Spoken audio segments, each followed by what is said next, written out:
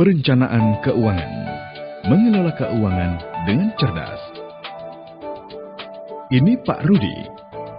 Semasa muda, Pak Rudi bekerja keras dan memiliki penghasilan yang memuaskan. Sehingga kehidupan Pak Rudi cukup mapan, dapat tinggal di rumah yang mewah, menyekolahkan anak-anaknya hingga sarjana, bahkan bisa berwisata ke luar negeri bersama keluarga. Namun ketika memasuki masa pensiun, kehidupan Pak Rudi pun berubah. Semua kekayaan yang ia miliki berangsur-angsur lenyap. Rumahnya pun dijual untuk membayar biaya hidup sehari-hari. Mengapa hal itu bisa terjadi? Mengapa dia tidak dapat menikmati hasil jerih payahnya di masa tua? Apa yang salah? Hal itu semua bisa terjadi pada kita jika kita tidak dapat mengelola keuangan dengan baik. Kita harus bisa menjalani gaya hidup yang sesuai dengan kemampuan kita dan menabung untuk masa depan. Kita juga harus pintar mengontrol diri dalam membelanjakan uang tersebut sehingga kita tidak konsumtif dan terjebak pada cicilan hutang yang berlebihan. Dan kita pun dapat menikmati masa depan dengan bahagia dan sejahtera. Selalu ingat formula 40-60 dan lakukan langkah-langkah berikut.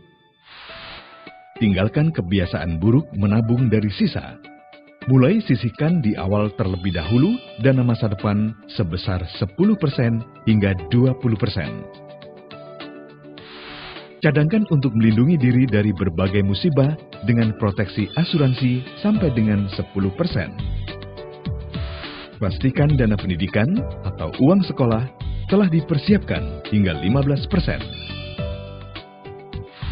Bayar terlebih dahulu segala cicilan pinjaman atau hutang kepada pihak lain agar kita tidak terkena denda besar dan harta benda disita. Membayar segala kebutuhan rumah tangga maksimal sebesar 60%. Selebihnya silakan digunakan untuk rekreasi dan hiburan bersama keluarga. Formula sederhananya adalah penghasilan kita setelah dikurangi investasi dan kebutuhan masa depan. Sisanya itulah yang bisa kita gunakan konsumsi. Cerdas mengelola masa depan sejahtera.